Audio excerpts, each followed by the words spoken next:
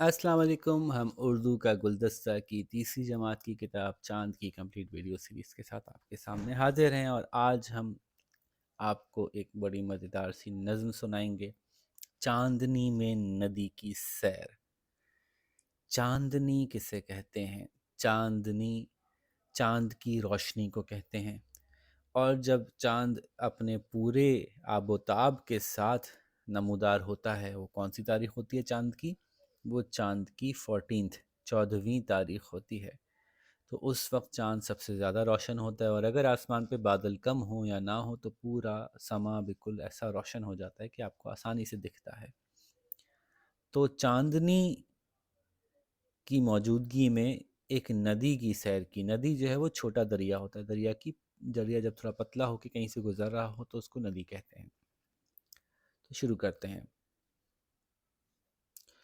14 کی شب کو جب شام ہولی، ندی پہ آئی بچوں کی ٹولی.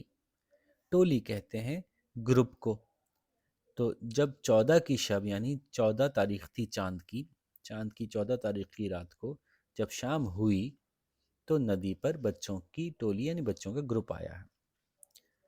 لگتا ہے اچھا ساتھ ایک بڑے کا، ہر ہاتھ میں تھا ہاتھ ایک بڑے کا. بڑوں کو ساتھ لے کر آنا اچھا لگتا ہے، مزہ آتا ہے، اور ہر بچے کے ہاتھ میں کسی بڑے کا ہاتھ بھی تھا. یعنی ایک دوسرے کا ہاتھ پکڑ کے آئے، چھوٹے بڑے بچے اور کوئی بڑے گھر کا بڑا بھی. چلتی تھی ندی ٹھہرا تھا ساحل، کرتا تھا چندہ پانی میں جھلمل.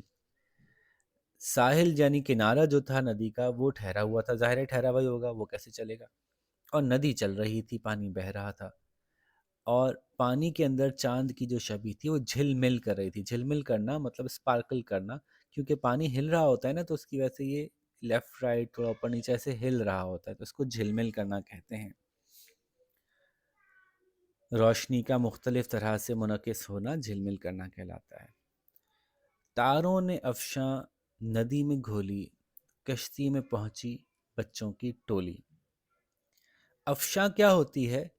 افشاں وہ سلور کلر کی اور گولڈن کلر کی کچھ پارٹیکلز ہوتے ہیں، ذرات ہوتے ہیں جن سے بچے کھیلتے ہیں. کبھی کبھی وہ چھوٹی سی بوتل میں بند کر کے لے کے آتے ہیں، بازار میں ملتی ہے. اس میں باریک باریک باریک باریک گولڈن ذرات ہوتے ہیں، اور وہ شادی بیاہ کے موقع پر مختلف کپڑوں میں لگائی بھی جاتی ہے. کبھی کوئی کسی کو مٹھائی گفٹ کرتا ہے تو مٹھائی کے ریپر کے اوپر لگائی جاتی ہے. وہ افشاں جب کسی چیز پہ لگاتے ہیں تو باریک باریک باریک باریک چونکہ وہ چمکدار سی ہوتی ہے تو دیکھنے میں بہت اچھی لگتی ہے. انگلش میں اس کو گلٹر کہتے ہیں.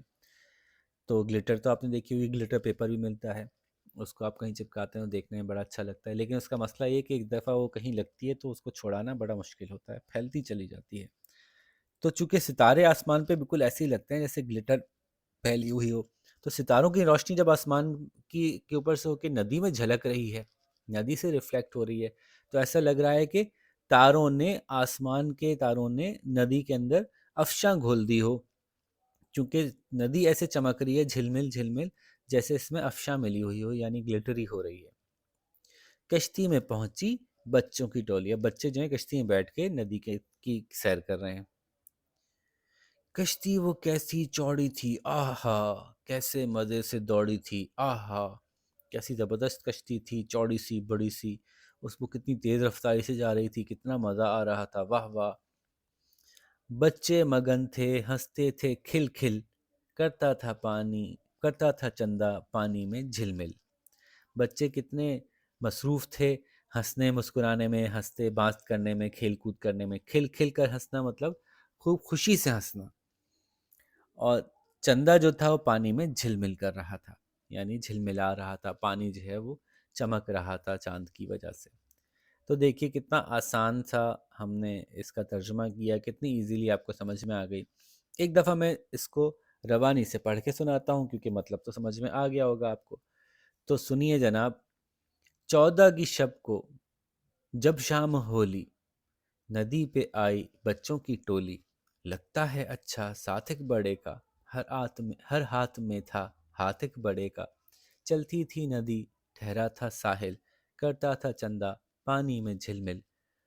تاروں نے افشاں ندی میں گھولی، کشتی میں پہنچی بچوں کی ٹولی، کشتی وہ کیسی چوڑی تھی آہا، کیسے مزے تھے کیسے مزے سے دوڑی تھی آہا، بچے مگن تھے ہنستے تھے کھل کھل، کرتا تھا پانی کرتا تھا چندہ پانی میں جھل مل۔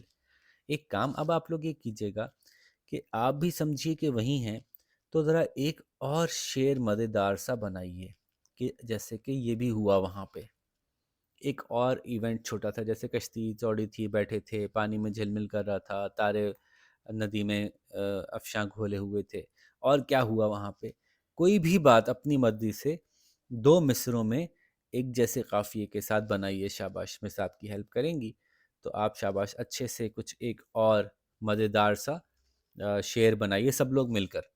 تو ہو سکتا ہے ایک سے زیادہ بنا پائیں تو بہت بھی اچھی بات ہے، لیکن کم از کم ایک بنائیے۔ اور یہ بہت ایزی بحر ہے، بہت ایزی قافیہ ہے، بہت آرام سے، کیونکہ ہر دفعہ آپ الگ نیا قافیہ بنا رہے ہیں، نیا ردیف بنا رہے ہیں۔ قافیہ ردیف کیا ہوتا ہے تو بعد میں سمجھیں گے، لیکن بس اس طرح کے کا ایک شعر تو کم از کم بنا کے مجھے دکھائیے۔